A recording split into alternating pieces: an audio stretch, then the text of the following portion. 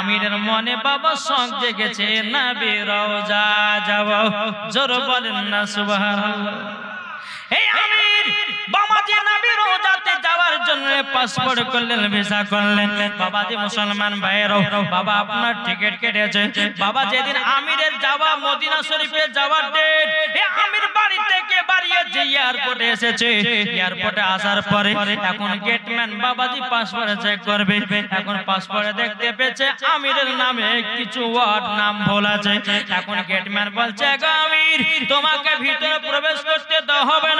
বলে কেন, কিসের জন্য দেওয়া হবে না? বলে তোমার পাসপোর্টে ভুল আছে, তোমার নাম ভুল আছে। তোমার নামটা যদি সঠিক না করো তোমাকে এয়ারপোর্টে ঢুকতে দেওয়া হবে না, হবে না। কিন্তু বাবাজি আমিরের বাবাজি মাথা যেন গরম হয়ে গেল। আল্লাহ গো, আমি কষ্ট করে আসলাম বাড়ি থেকে মদিনা শরীফে যাওয়ার জন্য। আজ নামের কারণে যদি আমি মদিনাতে না যেতে পারি, আমি আমির বাড়ি ফিরব না। জোরে বলেন না সুবহানাল্লাহ। ওই আমির ছেলেটা বাবাজি আপনার এয়ারপোর্টে বসে থাকলো। তার মনে বিশ্বাস, বলে আল্লাহ আমি যখন বাড়ি থেকে বেরিয়েছি নবী রওজা যাব, নিশ্চয় আমি নবী রওজায় যাব। এটা আমার দিলের ভিতরে বিশ্বাস। জোরে বলেন না সুবহানাল্লাহ। এখন বাবাজি প্লেন ছাড়বে এয়ারপোর্ট থেকে। বাবা যেই প্লেনে আমির চড়বে, ওই প্লেনটা বাবাজি ছাড়া টাইম হয়ে গেছে। এখন প্লেনটা যখন বাবা ছেড়ে দিয়েছে, আমি এয়ারপোর্টে বসে বসে কান্না করে, আল্লাহ গো আমি কি মদিনা যেতে পারবো না? আল্লাহ গো আমি কি মদিনাতে যেতে পারবো না? বাবাজি মুসলমান আমিরের মনে এত দুঃখ, এত কষ্ট হলো, আমি মদিনাতে না যাওয়া পর্যন্ত আমি আমির বাড়ি ফিরব না। জোরে বলেন। কিছুক্ষণ পর যে প্লেনটা ছেড়ে দিয়েছিল বাবা, ওই প্লেনটা এয়ারপোর্টে আবার ব্যাক ইন আসতেছে। এয়ারপোর্টে ব্যাক ইন আসতেছে। এখন এয়ারপোর্টে যারা মালিক আছে তারা বলছে, কি ব্যাপার, এই প্লেনটা তো মদিনা যাওয়ার জন্য রওনা হয়েছিল, এই প্লেনটা আবার ঘুরিয়ে আসলো কেন? কি কারণের জন্য ঘুরিয়ে আসলো? বলো বলো বলো। বাবা ড্রাইভার বলতেছে, বলে প্লেনটা এই কারণের জন্য আসলো, এই প্লেনটা খারাপ হয়ে গেছে, এখন তাকে মেরামত করতে হবে, ঠিক করতে হবে। প্লেনটাকে মেরামত করা হলো, বাবা ঠিক করা হলো। বেরাদার দ্বিতীয়বার আমিরকে এয়ারপোর্টে রেখে দিয়া দ্বিতীয়বারও প্লেন উঠে গেল। আমির বাবাজি কেঁদে কেঁদে বলছে, আল্লাহ আল্লাহ গো আমি মদিনাতে যাব, এটা আমার দিলের ভিতরে বিশ্বাস। আমার কিছুক্ষণ পর দ্বিতীয়বার আবার প্লেন এয়ারপোর্টে আবার ব্যাক ইন আসতেছে। জোরে বলেন না সুবহানাল্লাহ। এখন বাবাজি কেরা আপনার এয়ারপোর্টের মালিকেরা বলছে, কি ব্যাপার, তুমি প্লেন কেন আবার ঘুরিয়ে নিয়ে আসলা? বাবাজি তারা বলতেছে, প্লেন আবার খারাপ হয়ে গেছে। বাবাজি যে গেটম্যান ছিল, বলো গো ভাই প্লেন খারাপ হয় না, এই আমির নামের ছেলেটাকে যতক্ষণ পর্যন্ত প্লেন না যাবে এই প্লেন মদিনায় যাবে না। নারে তাকবীর, নারে রিসালাত, মাসলাক আল হাদরাত। জোরে বলে। ওই আমির নামের ছেলেটাকে সম্মানের সহিত বাবাজি তাকে আদর সহ করে বাবা প্লেনের উপরে উঠিয়ে দিল। আল্লাহর কি কুদরত, সহি সালামতে আমার নবীজি রওজায় পৌঁছে যায়। জোরে বলেন। তাই কই বলতেছে, নবী রওজা শরীফ। একটু হাত দিলে বলবেন যেন ঘুমটা আপনাদের ভাঙে। বলুন নবী রওজা শরীফ। একটু হাত দিলে দেখেন, আরে यार জানে না, यार নবীর প্রেমিক নাই। আরে নবীর প্রেমিকের জন্য হাত এমনি উঠে যাবে। জোরে বলেন। বলুন নবী রওজা শরীফ দেখে মন ভরে না। হাতটা লড়ান না ভাই, যে হাতটা লড়িয়ে লড়িয়ে বলেন আমার আল্লাহ খুশি হবে। নবীর জন্য হাত উঠলে পরে গুনাহ না নেকি। এটা হাত তুলে বলেন, নবী রওজা শরীফ দেখে মন ভরে না। নবী রওজা শরীফ দেখে মন ভরে না।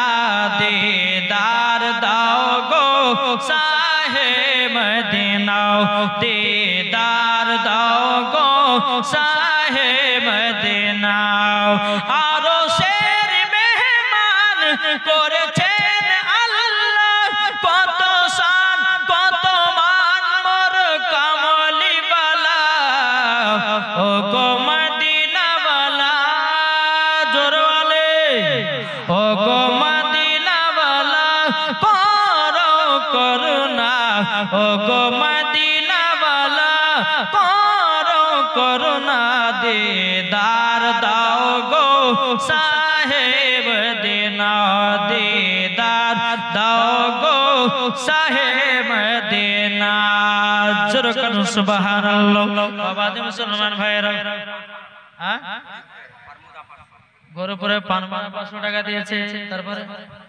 মুখলিসুর রহমান তিনি দিয়েছে 1000 টাকা আল্লাহ দানটা কবুল করে নিন জোরে করুন আল্লাহুম্মা আমিন বাবা দি মুসলমান ভাইরা এ বাবা আমিরকে না নেওয়া পর্যন্ত পেলেন গেল না আমিরের দিনে বিশ্বাস ছিল আমি মদিনাতে যাব আজ আমাদের যুবক ছেলেদের বাবাজি এখন আপনার কিনা ঈমান কমে গেছে এখন বাবাজি নামাজও পড়ে না এখন যারা যুবক ছেলে আছে যারা বিয়ে করেনি বাবাজি তারা আপনার জুম্মা নামাজ পড়তে যায় জুম্মাতে দোয়া করে আল্লাহ গো একটা সুন্দরী জানো বউ জানো পায় বাবা বউ পাওয়ার জন্য নামাজ পড়তে যায় এখন কিছু যুবক ছেলেদেরকে দেখা যায় রে বাবা কিছু যুবকেরা 5 ওয়াক্ত নামাজ ধরে বাবাজি সুন্দরী বউ পাওয়ার লেগে যখন বউ পেয়ে গেল আর নামাজও পড়ে না মসজিদের গেটের দিকেও যায় না পরে যুবকেরা রে কবর তোমার হবে একদিন আসল ঘর ওই কবরে তোমাকে যেতে হবে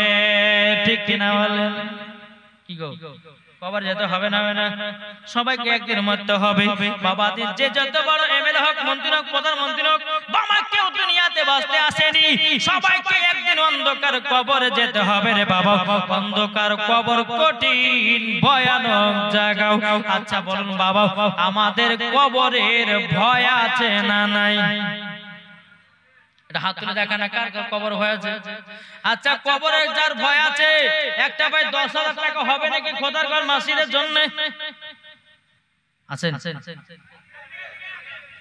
কি নাম দেখেন রফিকুল আলম তিনি বলছেন আমি কবরে ভয় করি আমি প্রমাণ দিলাম 10,000 টাকা খোদার ঘরে দান করে নারে তাকবীর নারে রিসালাত মাসলাক আল হাদরাত নামটা কি বলেন রফিকুল ইসলাম হ্যাঁ রফিকুল আলম 10,000 টাকার দাতা জোরে বলে জিন্দাবাদ জি আমি আজকে বলতে চাই আমি লিখিব চিঠি দেব তোমায় পাখি পৌঁছে দিও রোজায় জোরে হয় না আমি লিখিব চিঠি দেব তোমায় পাখি পৌঁছে দিও রোজায় আমি লিখিব চিঠি দেব তোমায় পাখি পৌঁছে দিও রোজায় কবে আসবে মদিনার পয়গাম যাব আমি সোনার মদিনা কবে আসবে মদিনার পয়গাম যাব সোনার মদিনা যাব নবীজি রওজায় দেখব সবজে গুম্বাদ বলেন আমি যাব মদিনার চারিপাশ দেখব সবজে গুম্বাদ আমি লিখিব চিঠি দেব তোমায় পাখি পৌঁছে দিও রোজায় জোরে বলেন আরো জোরে হবে না হাজিদের মতো বাঁধব হেরাম হাজিদের মতো বাঁধব হেরাম যাব সোনার দাদা দাদির নামে দিয়েছে একজন মহিলা 500 টাকা নারে তাকবীর নারে রিসালাত আল্লাহ গো যা সাথে যে নিতে দিয়েছে 500 টাকা আল্লাহ গো তিনার দানটা কবুল করে নিন জোরে করুন আল্লাহুম্মা আমিন তাকে বলতেছে আরে বাঁধব হাজিদের মতো হেরাম যাব সোনার মদিনায় মনের দোয়া কবুল কর রব্বানা যাব সোনার মদিনা আমি লিখিব চিঠি দেব তোমায় পাখি পৌঁছে দিও রোজায় তৃষ্ণা কাতর আমারি মন তৃষ্ণা মিটাবে কূপ জমজম জোরে বলে তৃষ্ণা কাতর আমারি মন তৃষ্ণা মিটাবে কূপ জমজম নবীর ইশারায় যাব জান্নাত পাখি পৌঁছে দিও রোজায় আমি যাব মদিনার চারিপাশ দেখব সবজে গুম্বাদ আমি লিখিব চিঠি দেব তোমায় পাখি পৌঁছে দিও রোজায় জোরে কানো জি 1000 টাকা দিয়েছে ও মা কালাদাল 1 নম্বর পোশাক হলো টাইট জামা পরা চলবে না এখনকার মা বোনেরাও এমন টাইট জামা পরতেছে রে বাবা ইয়ং ছেলেদের মাথা নষ্ট করতে আছে বাবাজি ও মা জাননি তোমরা হলে আমার নবী বলেছে এক ধরনের নারী আছে তারা যাবে জাহান্নামে আর এক ধরনের নারী আছে তারা যাবে জান্নাতে ও মা খালাও তাহলে 1 নম্বর পোশাক যে কোনো জামা পরবেন না কেন টাইট জামা পরবেন এই টাইট জামা পরা চলবে না যেই মহিলারা টাইট জামা ফিটিং জামা পরবে ওই মহিলা যদি মারা যায় বাবাজি মরার পরে তাকে জাহান্নামে দেওয়া হবে জাহান্নামের লকড়ি করে পোড়ানো হবে দ্বিতীয় নম্বর পোশাক হলো বাবাজি বলবো নাকি আপনারা বেঁচে যাবেন নাকি হ্যাঁ দ্বিতীয় নম্বর পোশাক হলো বাবা শর্ট জামা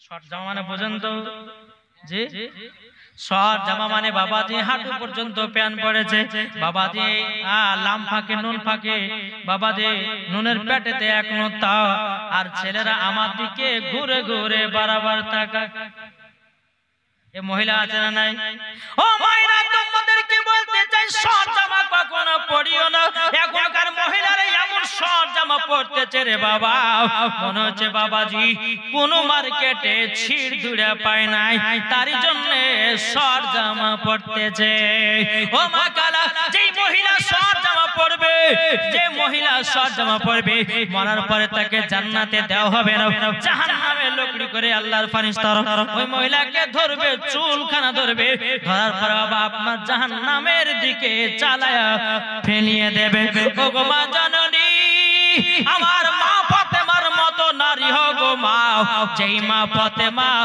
রাদিয়াল্লাহু তাআলা আনহার মতো যেই মা ফাতেমার চুল কোন পুরুষে দেখতে পায় না জোরে বলেন সুবহানাল্লাহ আজকালকার মহিলারা বাবাজি রাস্তা দিয়ে চলতেছে বাবা মাথায় শ্যাম্পু করেছে রে বাবা মাথায় শ্যাম্পু করার পর বাবা এদিকে একটা ঝুঁকি এদিকে একটা ঝুঁকি বলছে কে তাকাবে তাকা এখন তোদের সরকার এভাবে তোর ভাই আছে কেরালায় অসুবিধা কিছু নাই যত পারবি তাকা তোদের সরকার এভাবে এই আমার কথা বুঝতে পারছেন জি জি তাহলে 2 নম্বর পোশাক হলো তো 3 নম্বর পোশাক হলো পাতলা পোশাক যে মহিলারা পাতলা পোশাক পরবে ওই মহিলারা বাবাজি মরার পরে বাবাজি জান্নাত হবে না পাতলা বলতে বাবাজি এটাকে বোঝায় ভিতরে যেটা থাকবে বাবাজি বাহির থেকে বোঝা যায় ওটাই হলো পাতলা পোশাক ওই পোশাক মহিলাদের জন্য পরা একবার গলগলা হারাম যেই মহিলা পাতলা পোশাক পরবে বাবাজি তাকে জাহান্নামের লোকড়ি করে পোড়ানো হবে। তাহলে কটা হলো? এক নম্বর কি বললাম? এক নম্বর কি বলেছি? এক নম্বর টাইট জামা, দ্বিতীয় নম্বর শর্ট জামা, তিন নম্বর পাতলা জামা। বাবাজি মুসলমান ভাইরাও, চার নম্বর মহিলা না তোমরা মনে করে শুনে রেখে দাও, চার নম্বর হলো জাল জামা। আছে না নাই? জাল জামা। বাবাজি এখনকার মেয়েরা বলছে আব্বা আমাকে পাখি জামা কিনে দাও, আব্বা গো কিরণ মালা জামা কিনে দাও। কত কত বাবা জামার নাম বাড়িয়েছে, এখন পাখি জামা কিরণ জামা মালা বাবা পড়তেছে। বাবাজি এই জায়গাতে বাবাজি আপনার কিনা জাল দিয়ে দিয়েছে, আর বাবা মহিলাটা জাল আলা জামা পড়েছে।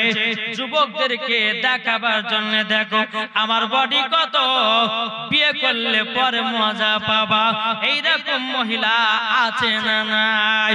ও মা কালা, মহিলাদের মাথা পর্যন্ত থেকে নিয়ে পা পর্যন্ত ঢাকা হলো ফরজ। কোন মায়ের যদি আপনার এই বডি দেখা যায় ওইটাও বাবা হারাম। যে মহিলার বাবা যে পেট দেখা যাবে ওটাও বাবা যে হারাম। কোন মহিলা যদি পেট দেখা যায় ওটাও হলো হারাম। কোন মহিলা যদি আপনার শরীরের অঙ্গ প্রত্যঙ্গ দেখা যায় সম্পূর্ণ দেখানোটা হারাম।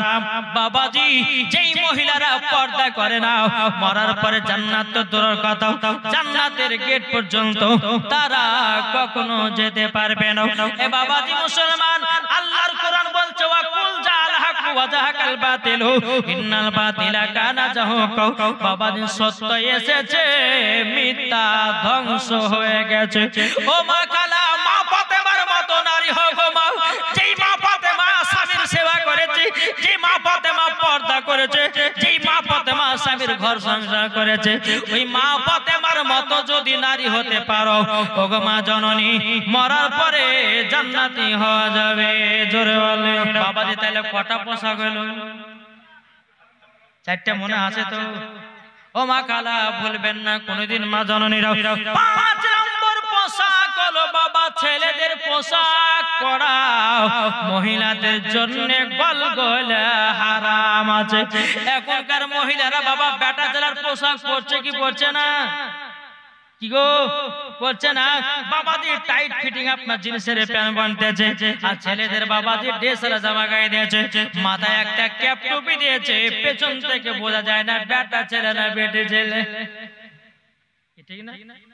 ও মা জননী, তোমার পুরুষ সবাই এতটা শখ হয়েছে কেন বেটা ছেলের পোশাক পরবা? তোমাদের কি পোশাক নাই? বাবা যেটা গ্রামের ভিতর থাকে না, বাবা যেটা শহরের ভিতরে বাবা দেখা যায়, বাবাজি টাইট টাইট বাবাজি আপনার জিনিসের প্যান্ট পরে। আমি তাদেরকে বলতে চাই ও মা জননী, এইরকম ধরনের পোশাক কেউ পরবেন না। যদি পরেন মরার পরে জাহান্নামে যেতে হবে।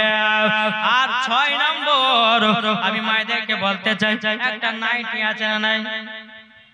নাইটি জি আচ্ছা, নাইটি দুই কোয়ালিটি নাইটি আছে। এক ধরনের নাইটি হচ্ছে গোল আপনার হাতাওয়ালা, আর এক ধরনের নাইটি আছে হাফ কাটা, জি ফাড়া নাইটি। জি ওই নাইটি যেটা ফাড়া নাইটি হাফ হাতা, ওই নাইটিটা পরা চলবে না, বুঝেছে? যেই মহিলারা ওই নাইটি পরবে বাবাজি মুসলমান ভাইরাও সোনামানিকেরাও, ওই মহিলাকেও জাহান্নামে দেওয়া হবে। ও মা খালা শুনে যান, রাতের বেলা মা জননী আমার কথা শুনতে হয়তো আপনাদের খারাপ লাগতে পারে, কিন্তু মা গো মা এই কথাগুলো যদি মেনে চলতে পারেন ও মা জননী মরার পরে জান্নাতি হওয়া যাবে। তাইলে বোঝা গেল বাবা 6 নম্বর পোশাকের নাম নাইটিটা হলো কোন নাইটি? পুরা হাত আছে ওই নাইটিটা পরবে, যেটা ফাড়া নাইটি হাফ হাতা ওই নাইটিটা পরা চলবে না। ও বাবাজি আপনাদেরকে বলি কিনেও দিবেন না, বুঝতে পেরেছেন? এগুলো আমাদের দরকার আছে না নাই গো? জি দরকার আছে না নাই? এই সব আপনার কিনা এই সমাজগুলো আপনার নষ্ট হতেছে। এখনকার বাবাজি কিছু কিছু মহিলাদেরকে আমি বলে যাই, কিছু কিছু মহিলা আছে বোরখাওয়ালি, আছে না নাই? হ্যাঁ হক কথা বলবো, কিছু কিছু মহিলা বোরখা বালি আছে, বোরখার ভিতরে গুনহার কাজ করতেছে গো, আছে না নাই? বোরখার ভিতরে গুনহার কাজ করতেছে। জি, ভাবছেন যে বোরখা পরলে পরে সুন্দরী মেয়ে, তা নয়। শুনেন, যারা বোরখা পিনবে দেখলে বোঝা যাবে যে খাতুন জান্নাতের মতো নারী। কি গো, এখন কিছু মহিলারা বাবাজি গার্লফ্রেন্ডের সঙ্গে দেখা, ভালোবাসার সঙ্গে দেখা করার লেগে বাবাজি বাপকে বলছে, আব্বাগো মাওলানা ওবায়দুল ইসলাম জামালি কালকে পর্দায় বিষয় নিয়ে ওয়াজ করেছে, আমাকে বোরখা কিনে দিতে হবে, 3000 টাকা দাও তো। 3000 টাকা নিয়েছে, নেওয়ার পরে বাবাজি এদিকে সুযোগ সুবিধা হয়ে গেছে ভালোবাসার সঙ্গে মেলামেশা করার লেগে। পর্দার ভিতরে থাকবে, মুখ টুক ঢাকা। এখন আব্দুর রহমানের বিটি না 7টার বিটিতে ধরতে পারবে? জি, সুযোগ আপনার সুযোগ হয়ে গেছে। তাই মায়েদেরকে বলতে চাই, বোরকা আমি পড়তে মানা করছি না, কিন্তু বোরকার ভিতরে খারাপ কাজ করিও না। আজকে বেধর্মী মহিলারা আজকে বোরকা পরে খারাপ খারাপ কাজে করতেছে, আর মুসলমান মহিলাদের দুর্নাম হতেছে। কি গো, ঠিক না? জি, বোরখা পিনতে আমি মানা করছি না, এমন বোরখা পিনিয়ে না যে মাজার আপনার ইঞ্চি হচ্ছে 32, আপনি বোরখা পিনতেছেন আপনার 32, বুঝেন না? বোরখা পিনলে পরে মাজার সাইজ বোঝা যায় 32, তাহলে ওই বোরখা পরে লাভ আছে? বোরখা এমন পরে ঢিলা ঢালা জানেও কোন ছেলে তোমার দিকে তাকিয়ে যেন খারাপ নজর না দেখতে পারে। নাহলে এখনকার মহিলারা এমন টাইট টাইট বোরখা পিনতেছে, আরো যুবক ছেলেদের মাথা নষ্ট করতেছে। কি গো, ঠিক বলছি না ভুল বলছে? জি, তাই বলতেছে বর্তমানের যুগের বইছে উল্টো দিকে, লিখতে বসে চিন্তা করিলে কি কোন দিকে থেকে। বর্তমানের যুগের বইছে উল্টো দিকে, লিখতে বসে চিন্তা করিলে কি কোন দিকে থেকে। রাস্তার মাঝে চলতে চলতে দেখি হাজার হাজার ঘরে থাকে পুরুষ বসে নারী করে বাজার। কি গো, ঠিক না? রাস্তার মাঝে চলতে চলতে দেখি হাজার হাজার ঘরে থাকে পুরুষ বসে নারী করে বাজার, নারী করে বাজার। মেয়েরা পরে প্যান্ট শার্ট চশমা লাগাই চোখে, বর্তমানের যুগে বইছে উল্টো দিকে, লিখতে বসে চিন্তা করি লেখি কোন দিকে থেকে। কি গো, ঠিক ঠিক না? এখন বাবাজি ছেলেদেরকে দেখা যায়, মহিলা ছেলে থাকছে বাড়িতে, মহিলা করতেছে বাজার। বাবা না, বাবাজি মুসলমান যুগ জামানায় বাবা দেখা যায়, তাই বলতেছে আর ছেলেরা সব এই শেষ পড়ে গাড়িতে যাই মাঠে, মেয়েরা মাধ্যমিক পড়ে হলো টেনে টেটি, হলো টেনে টেটে। ছেলেরা সব এই শেষ পড়ে গাড়িতে যাই মাঠে, মেয়েরা মাধ্যমিক পড়ে হলো টেনের টেটি, হলো টেনের টেটে। এই দুঃখে ছেলেরা, এই দুঃখে ছেলেরা সব ভেঙে পড়লো শোকে, বর্তমানের যুগের বইছে উল্টো দিকে, লিখতে বসে চিন্তা করি। আফাজউদ্দিন ঝোকড়ে মন থেকে 500 টাকা দিয়েছে, আল্লাহ দান কেন কবুল করে নিন, জোরে বলুন আল্লাহুম্মা আমিন। তাকে বলতেছে বিরাদর ইসলাম আরেকটা ছেলে দিয়েছে 200 টাকা, আর অনেক আগে মহিলারা দিয়েছিল, আল্লাহ তাআলা দানগুলো আল্লাহ আপনি কবুল করে নিন, জোরে বলুন না আল্লাহুম্মা আমিন। এই বাবাজি মুসলমান ভাইরা তাকে বলতেছে, স্ত্রী স্বামীকে বলে ও বিনোদ খান্না, আমি গেলাম বই দেখতে তুমি করো রান্না, রাত 12টায় এসে জানো না থাকিব কে, বর্তমানের যুগের বইছে উল্টো দিকে, লিখতে বসে চিন্তা করিলে কি কোন দিকে থেকে। আল্লাহুম্মা সাল্লি আলা মাওলানা মুহাম্মদ ওয়া আলা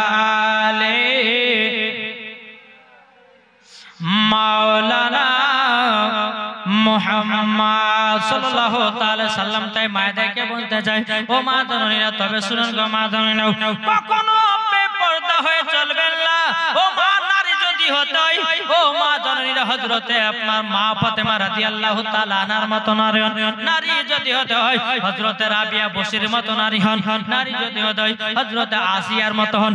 নারী যদি হতে হয় হযরতে মা হাওয়া রাদিয়াল্লাহু তাআলা আনহার মত নারী হন। নারী যদি হতে হয় ওগো মা জননীরা আপনার কিনা হযরতে মা আমিনার মত নারী হন। নারী যদি হতে হয় মা খাদিজা রাদিয়াল্লাহু তাআলা আনহার মত নারী হন। নারী যদি হতে হয় হযরতে মা আয়েশার মত নারী হন। মরার পরে জান্নাতি হয়ে যাবে। জোরে বলেন না সুবহানাল্লাহ। বিরাদ ইসলাম আল্লাহ পাক আল্লাহ তাআলা বলতেছে, ও আমার বান্দা বান্দিরা তোমরা শুনে রেখে দাও, শুনে রেখে দাও, সবাইকে একদিন অন্ধকার কবরে যেতে হবে। অন্ধকার কবর কঠিন ভয়ানক জায়গা। আপনাদেরকে বলতে চাই রে বাবাজি, আমরা অন্ধকার কবরে যাব, আমরা গুনাহ করে যাব না। ওগো মা জননী, যেই মহিলারা বেপরদা হয়ে চলবে, ওই মহিলা যখন মারা যাবে কবরে যখন তা হবে রে বাবা, তার শরীরে আপনার পোকা মাকড় লাগতেই থাকবে। এ বাবাজি সোনা মানিকের কিছুক্ষণ আগে আপনাদের যখন এলাকাতে ঢুকলাম, যখন হাজী সাহেবের ঘরে বসেছিলাম, একটু মোবাইলটা আমি ঘাঁটতেছিলাম ফেসবুকে, বাবা একজন বাবা কবর লাশ আপনার কিনা কত বছর শুনলাম বাবাজি 28 বছর পর লাশটাকে তুলেছে, কিন্তু আল্লাহর কি কুদরত বাবাজি 28 বছর ধরে কাপড়ও পচেনি, শরীরও পচেনি। তাহলে চিন্তা করুন উনি কেমন মুমিন মুসলমান ছিল। ও ভাই মুমিন হয়ে কবরে যাও, বেমুমিন হয়ে না, ঠিক কিনা বলেন? মুমিন হয়ে কবরে যাও, মুমিন হয়ে কবরে গেলে বাবা কবরে শান্তি পাওয়া যাবে। আর বেঈমানদার হয়ে যদি কবরে যায় বাবা যে আযাব ছাড়া কিছুই পাবে না। বাবা যে মুসলমান ভাইরা, তাই মায়েদেরকে বললাম মা জননীরা গো, এই 5টা পোশাক কখনো পরবেন না। 1 নম্বর টাইট জামা, 2 নম্বর আপনার কিনা শর্ট জামা, 3 নম্বর পাতলা জামা, 4 নম্বর ছেলেদের জামা, 5 নম্বর জাল জামা। এই জামাগুলো কখনো মহিলাদেরকে পরাবেন না, বেটিদেরকে পরাবেন না, বৌমাদেরকে পরাবেন না, আপনার কিনা নিজের বৌমাদেরকে পরাবেন না। মা গো মা পর্দার থাকেন, মরার পরে মা ফাতেমার সাথে জান্নাতি হয়ে যাবে। জোরে বলেন না সুবহানাল্লাহ। এখনকার যুবকদেরকে দেখা যায় রে বাবা গলা কাটি মুরগি চুল কেটেছে, ঠিক না? ডানে চুল নাই, বামে চুল নাই, পেছনে চুল নাই, বাবা চুলগুলোকে এমন ভাবে পেড়ে রেখেছে রে বাবা, এমন ভাবে পেড়ে রেখেছে মনে হচ্ছে বাবা গরুতে জিভে দিয়া চাটে রেখেছে, ঠিক না? কি গো ছেলেরা নাম রেখেছে বাটি কাট চুল, আর আমি রেখেছি বাবা যে গলা কাটকে মুরগি চুল কাটা। কি বললাম? গলা কাটে মুরগি দেখেছে? গলা তো চুল থাকে না, কিন্তু মাথা থেকে দুটি করে চুল থাকে। কি থাকে না? থাকে না? গোটাই ওদেরকে বাবা যে গলা কাটটি মুরগির মতো দেখতে লাগে। আর ওই ছেলেদের লেগে আজকে ইয়ং মেয়েরা পাগলা, বলছে ওকে চাই, ওই আমার জানের জান, ওই আমার প্রাণের প্রাণ, ওকে না পেলে আমার জীবন হয়ে যাবে কুরবান। কি গো ঠিক না? জি, এই তো দুনিয়া বাবা চলছে। তাই আমি মায়েদেরকে বলতে চাই, মা গো রাস্তা পথে চলবেন, মা এমন ভাবে চলবেন যেন কোন ছেলে আপনার দিকে খারাপ নজর না তাকাতে পারে। জি, রাস্তা পথে এমন ভাবে চলবেন যেন কোনো খারাপ উদ্দেশ্য কোনো ছেলে যেন না তাকাতে পারে। কোন মহিলার মাথার চুল যদি রাস্তা রাস্তা খুলে দৌড়ে বেড়ায় তো ওই মহিলা মরার পর জাহান্নামে যাবে, কোনো সন্দেহ নাই। মহিলাদের মাথা থেকে নিয়ে পা পর্যন্ত ঢাকা হচ্ছে ফরজ, আর ছেলেদের লাভি থেকে নিয়ে হাঁটু পর্যন্ত ঢাকা হচ্ছে ফরজ। জি, একটু অনুরোধ করে বলে মা আমার কথাগুলো শুনতে তো খারাপ লাগতে পারে, কিন্তু এটাই কবরে গেলে শান্তি পাবেন। জোরে বলে নাকি বলছে? বেরাদার ইসলাম মুআজ্জাজ সামানি কিরাম, আসুন আল্লাহ পাক আল্লাহ তাআলা আমাদের সকলকে সঠিক রাস্তায় চলার তৌফিক দান করুন। মাওলানা মুসলিম উদ্দিন তিনি দিয়েছে 500 টাকা আর 2 বস্তা। সুবহানাল্লাহ। আপনার এই লালগঞ্জের ইমাম সাহেব জি হ্যাঁ, তিনি আপনার 500 দিয়েছে আর 200 সিমেন্টের বস্তা। নার তাকবীর, নারে রিসালাত। আল্লাহ তিনার দানকে কবুল করুন, জোরে বলেন আল্লাহ পাবেন। আল্লাহ তিনার বাড়িতে রুজি রোজগার বরকত দিন, জোরে বলেন আল্লাহ পাবেন। যাক আল্লাহ পাক আল্লাহ তাআলা আমাদের সকলকে সঠিক রাস্তায় চলা তৌফিক দান করে, জোরে বলুন আল্লাহ পাবেন। একবার দরুদ পড়ুন, দুই একটা নাত রাসূল বলে আমার বক্তব্য সমাপ্ত করব। আল্লাহুম্মা মাওলানা মুহাম্মদ ওয়া আলা আলিহি, এখন রাখেন, সাইয়্যিদিনা মাওলানা মুহাম্মদ সাল্লাল্লাহু তাআলা সাল্লাম তা বলতেছে, আমার জান মদিনা একবার জোরে বলো না। মানে এদের ঢিল শেষ কি, রাতের যত রাতের সুবহানাল্লাহ না বাড়াবে জানতে হবে যে এদের শোনার আর এনার্জি শেষ। বলুন আমার জান মদিনা, আমার প্রাণ মদিনা, আমার জান মদিনা, আমার প্রাণ মদিনা, ভুলে যেতে চাইলেও ভোলা যায় না, ভুলে যেতে চাইলেও ভোলা যায় না। আমার জান মদিনা, আমার প্রাণ মদিনা, আমার জান মদিনা, আমার প্রাণ মদিনা, ভুলে যেতে চাইলেও ভোলা যায় না। জানি না ওই মদিনায় আছে কি মধু, মদিনা মদিনা করে কাঁদি গো শুধু, জোর হবে না। জানি না ওই মদিনায় আছে কি মধু, মদিনা মদিনা করে কাঁদি গো শুধু, দিলে আছে নবীজির ভালোবাসা, দিলে আছে নবীজির ভালোবাসা। আমার জান মদিনা একবার জোরে হবে না, আমার জান মদিনা, আমার প্রাণ মদিনা, ভুলে যেতে চাইলেও ভোলা যায় না। জোর করুন।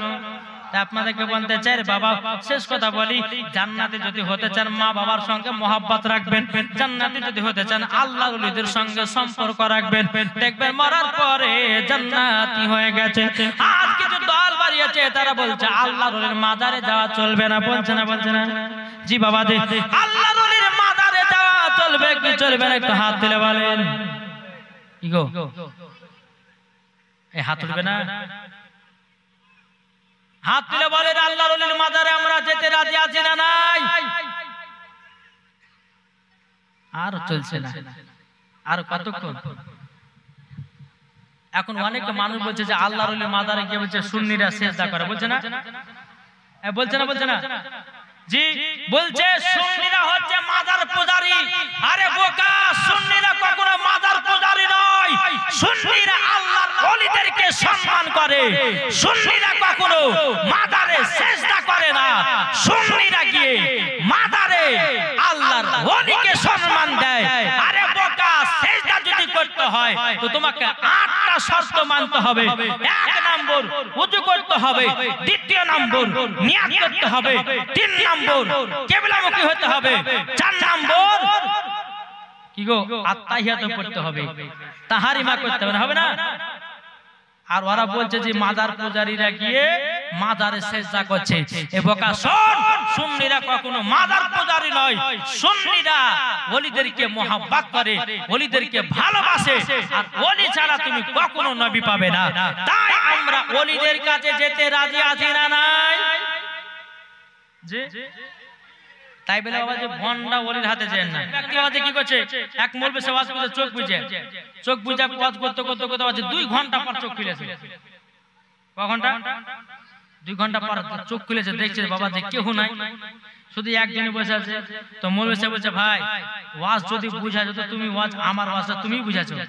তো বলছে আপনার ওয়াজ শোনার লেগে আমি বসে নাই, আপনি যে চ্যাটটাতে বসে ওয়াজ করছেন ও চ্যাটটা লেবার লেগে বসে আছে, বুঝেন না?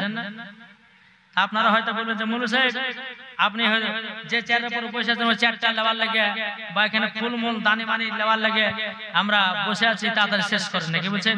তবে শেষ করার আগে আমি আপনাদেরকে একটা কথা বলবো, যে যারা মানে গলাতে ব্যাজ করেছেন ওই ব্যাজওয়ালা মানুষগুলোকে আমি সামনে রাখবো, আশা হবে না?